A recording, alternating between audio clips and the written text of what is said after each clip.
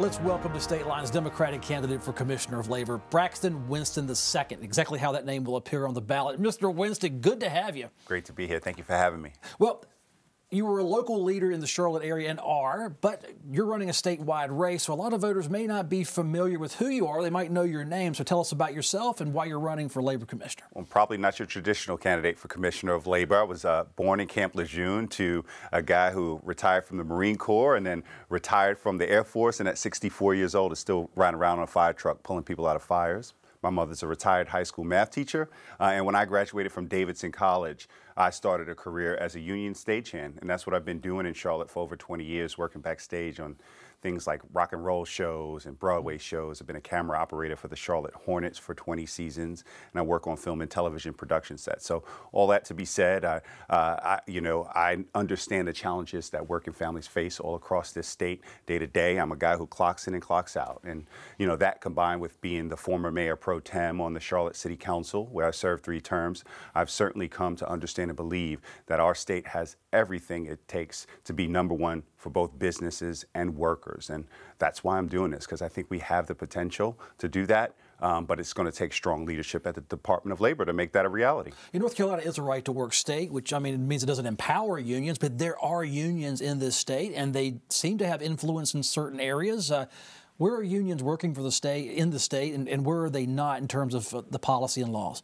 We are certainly, we are, I think, the second least unionized state in the nation. But I always like to tell people, there's really nothing more American than the idea of a union. It says it in the preamble of our Constitution. We, the people, in order to form a more perfect union, do present this Constitution. And the Constitution is a collectively bargained contract that sets the framework for how we can negotiate with one another in good faith, a framework where we can set rules and understanding on how to hold each other accountable. And that is really at the crux of the idea of the labor movement, right? The idea that workers and employers can have this collectively bargained contract that provides a fair situation for both the employer and the worker. Frankly, we don't have enough of that fairness in our workforces throughout the state, and I think it could go a long way again to making us the #1 state for businesses and workers if we had a stronger labor movement. Let's talk about your platform for Labor Commissioner. That's an administrative job in state government, or at least historically, it's a quiet job. You have your picture in the elevator if you so want it. Pair your experience with what you want to do if you're elected. Well, I think this job is administrative, but there are also services that it needs to provide. I think for about 25 years, you've had a Republican leadership at the Commissioner of Labor that has intentionally eroded the work that needs to be done at the Department of Labor. Look, I was talking to a scrapyard owner in Asheville a couple months back, and they were trying to get a voluntary OSH inspection, health and safety inspection. They weren't being responded to for 3 months. And that makes sense when you realize that 1 in 4, 25% of our safety compliance officers in this state, those positions goes unfilled.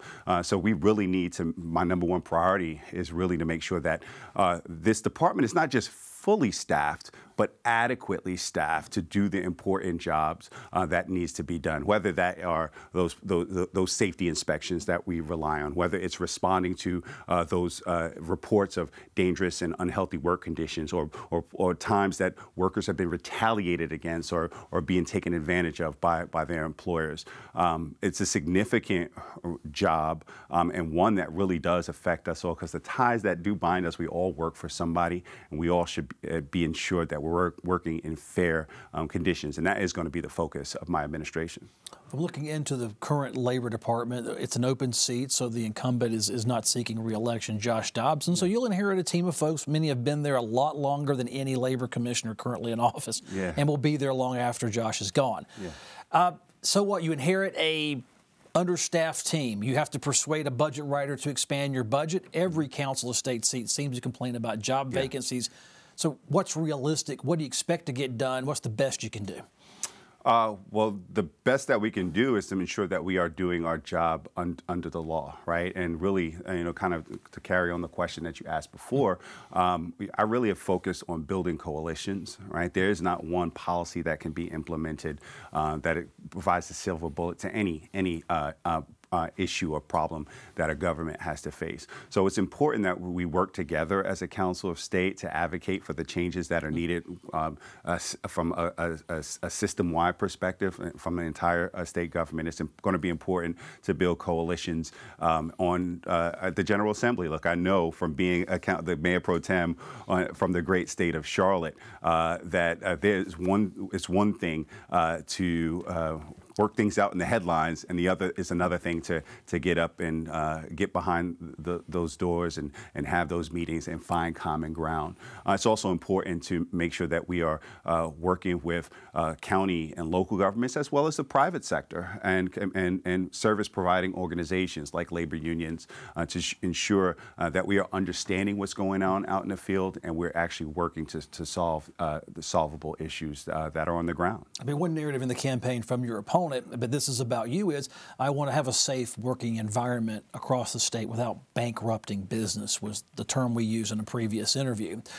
To your point, when people look at you and go, hey, Democrat, labor guy, union guy, what's the balance with you between representing the worker and representing the business? Well, I always tell people you don't become the Mayor Pro Tem of the city of Charlotte without having the trust and belief by leaders in the business sector. I've been grateful to have the support of titans like Hugh McCall since I've first come into the public service realm. Look, again, the idea of taking care of workers and taking care of businesses are not mutually exclusive. Right? Businesses want to set up where their workforce is strong, where their workforce is durable, where their workforce is educated, and workers want their employers to thrive, and make a lot of money, gain wealth, and grow.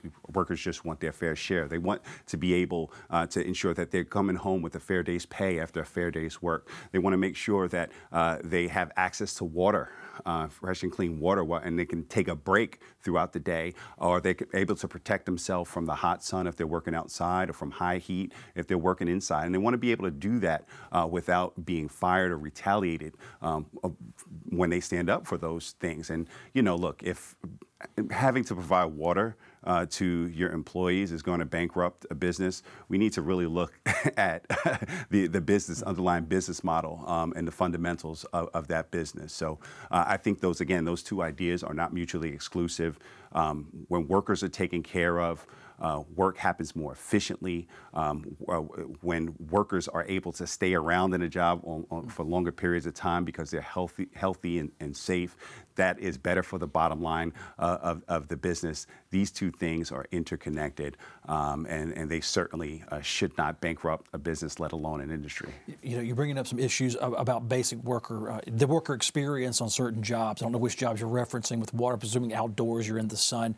But then you'll read magazines and they'll label North Carolina as the best place to do business one year, or maybe slightly number 2 in 2024. Sure.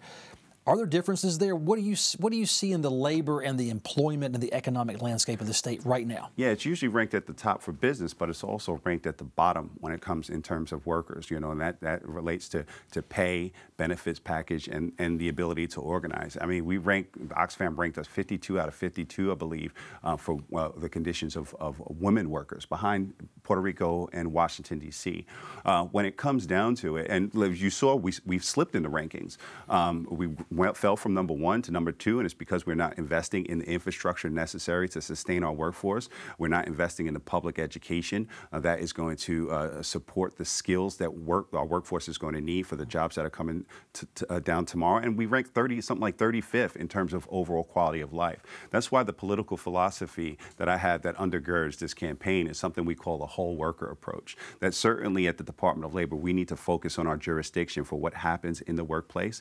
But there are things outside the workplace that really do affect the work health and safety and the vitality of a workforce, right? If workers aren't going home to healthy and affordable housing, is not going to be sustainable. Work doesn't work without the access to affordable child care. Work doesn't work when workers live in the digital divide or don't have access to the health care, both mental and physical. So that's why we need to work across the board to ensure that we have the kind of underlying factors that have sustained our workforce over generations. But I think in some places we've taken our eye on the ball, and that falling in rankings really does show us. We need to invest in the whole worker to ensure that we have everything that's needed so business can continue to grow and we can have the upward economic trajectory that we enjoy now long into the future. You know, I see very rarely do I see in North Carolina headlines being generated based on labor rules and proposed rules. One was the mask mandate, the COVID rules. I hope we never have another pandemic. As a journalist, I will say I am in favor of never having another one. Yeah. However, it does bring up a partnership opportunity when hurricanes, tornadoes strike, or pandemic strike. What do you see as the Labor Department's role in being at the table if the debate over health mandates comes up again in the private sector? Well, I'm glad you brought that up because, you know, I was in municipal government when the pandemic onset, and really there were no rules for there was no playbook for state and local officials in terms of how to handle the pandemic. The pandemics were supposed to be the job of the federal government, and when the federal government dropped the ball, it was up to us in state and local government to create a playbook. We didn't, and governments are run by laws and policies. And when those policies didn't, we looked at the book, and there were no policies that govern our response. It made clear that we have to work together to create that playbook for when challenges and emergencies do come on down the line. We know how to flip the switch on and get to work. I think it's going to be important that we have connections going both up and down, right, at the Department of Labor. How do we work with our federal partners that have a much more robust network, a much more robust toolbox in some situations, but how do we also reach down to the municipalities and the county level to understand what is going on specifically and what are the needs in specific areas so we can have, again, comprehensive policy responses when future emergencies come forward. So on the state ballot, Braxton Winston II for Labor Commissioner. It'll be an option there, folks. Make sure you go down all the way down the ballot. You got to go all the way down the ballot. Don't get put off by the governor and presidential race. Absolutely. You got a lot of folks asking for the job. Thank you so much, Mr. Winston, for being on State Lines' Special Edition. Thank you for having me.